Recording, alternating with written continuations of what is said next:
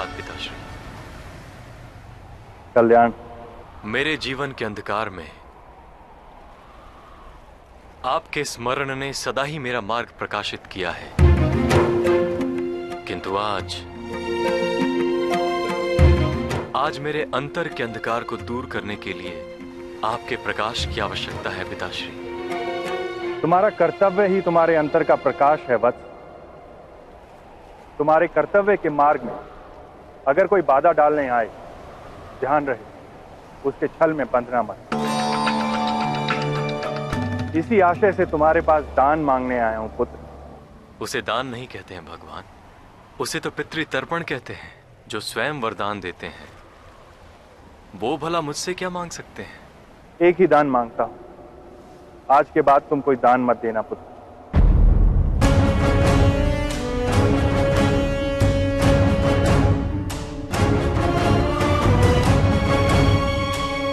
मेरा ये प्रण है पिताश्री कि प्रातःकाल सूर्य अर्घ्य के पश्चात मेरे अधिकार में है ऐसा कुछ भी मुझसे मांगा जाए तो वो मैं अवश्य देता हूं। जो नदी एक बार जिस पर्वत से उतर जाती है वो पुनः उसी पर्वत पर नहीं चढ़ती। मैं भी अपने प्रण का त्याग नहीं कर सकता पिताश्री। वैसे जिसका रक्षण स्वयं आप कर रहे हो उसके साथ भला कौन छल कर सकता है? मत भूलो कि तुम्हारे शत्रु भी देवताओं के प्रसाद ही हैं, और ये सारे देवता अपने अपने पुत्रों की विजय और सफलता की इच्छा करते हैं। शीघ्र ही देवराज इंद्र अपने पुत्र के लाभ हेतु तुमसे तुम्हारे कुंडल और कवच मांगने आए।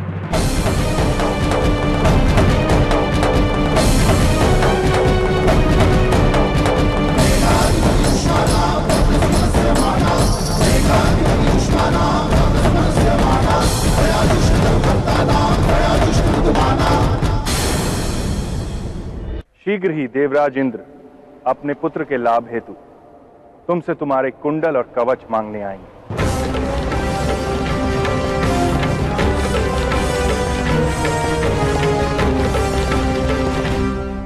मेरा कवच और मेरे कुंडल? हाँ पुत्र, इन्हीं से तुम अमर हो और यही तुम्हारी दिव्यता भी है। जब ये नहीं होंगे तो अर्जुन के अस्त्र तुम्हारे शरीर को भेद पाएंगे।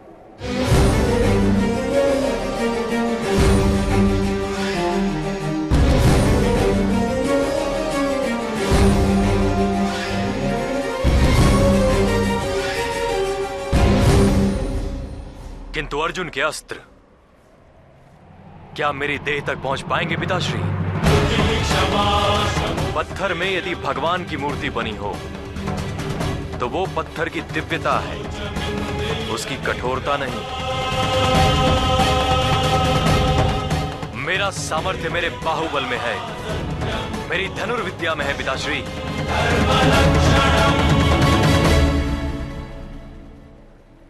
मेरे प्राणों की चिंता करने के लिए मैं आपका ऋणी हूं, किंतु मेरे लिए प्राण से अधिक महत्व मेरे प्रण का है। अर्जुन का वध करके मैं ये समग्र संसार को दिखा दूंगा कि सामर्थ्य वंश, कुल और गोत्र में जन्म नहीं लेता, सामर्थ्य जन्म लेता है मनुष्य की आत्मा में।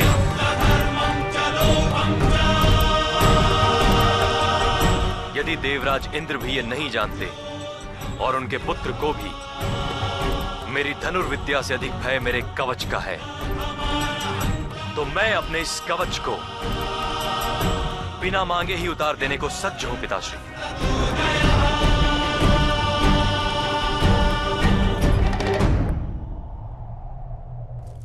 त्रिगर्ता नरेश शर्मा, अपने शस्त्र आपको समर्पित करता हूं। सेनापति भीष्म, इस युद्ध में मैं तथा मेरी सेना आपके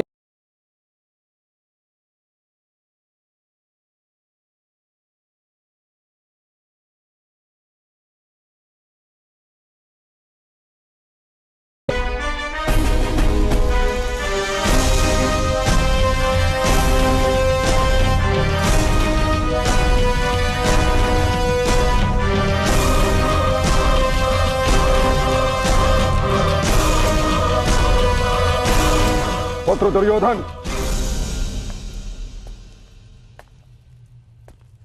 अंगराज कर्ण ने अभी तक मेरे सम्मुख अपना समर्पण प्रस्तुत नहीं किया। पितामह, ये सारे योद्धा स्वतंत्र हैं, इसलिए जिनके प्रति अपना समर्पण प्रदर्शित करना चाहें वो कर सकते हैं। मित्र कर्ण का कहना है वो मेरे प्रति समर्पित हैं, इसलिए किसी अन्य के प्रति समर्पण नहीं कर सकता। रण क्षेत्र में सेनापति का आदेश सर्वोच्च होता है और प्रत्येक योद्धा को सेनापति के समक्ष समर्पण करना ही होगा। ये मत भूलिए कि आप और यहां उपस्थित सभी मित्र राजाओं की सुरक्षा का उत्तरदायित्व मुझ पर है। अपने मित्र कर्ण से कहिए कि युद्ध प्रारंभ होने से पूर्व विधिवत मेरे सम्मुख अपना समर्पण प्रस्तुत करें।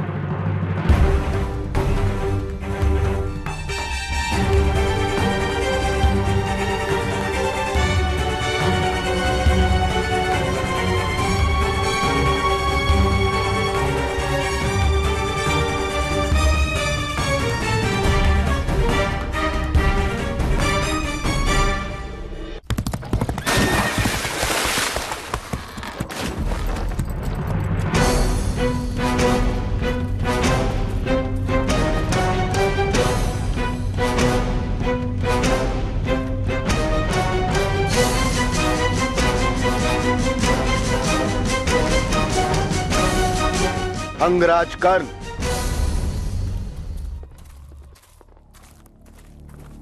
प्रणिपात गांधार राज। प्रणिपात।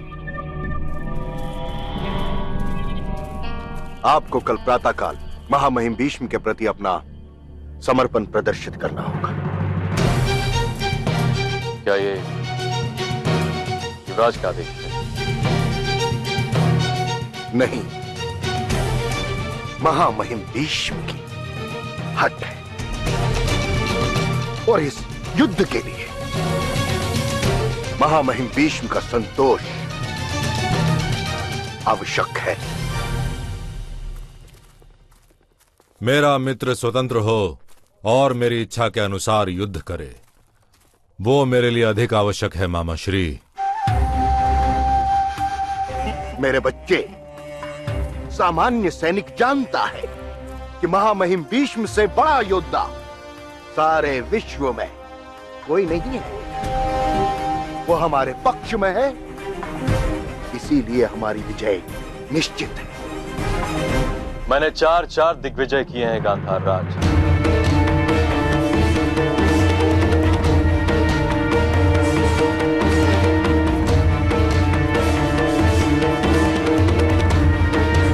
समय आने पर मैं ये सिद्ध कर दूंगा कि मेरा सामर्थ्य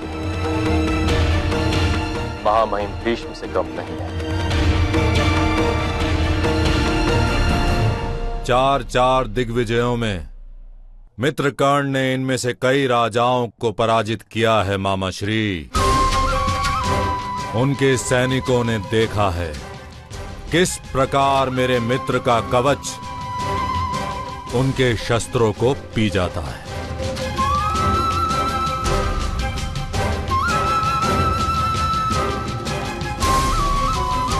महामहिम भीष्म के सामर्थ्य से कहीं अधिक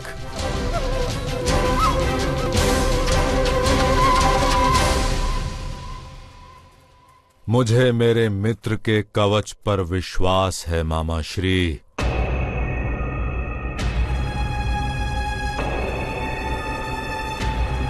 मित्र, मैं पांडव और उनकी सारी सेना को बिना कवच के भी परास्त कर सकता हूं। मैं जानता हूं मित्र कर्ण, तुम्हारा सामर्थ्य तुम्हारे इस कवच में नहीं, किंतु मेरा रक्षण तुम्हारे इस कवच में है।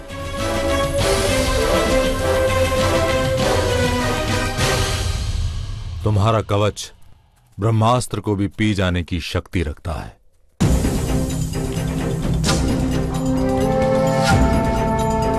भाई साहब, दुर्योधन को भी कवच पे भरोसा है। खुद लड़ो ना, अभी जंग करना चाहते हो तो दिखाओ ना अपना सामर्थ्य, ताकत दिखाओ।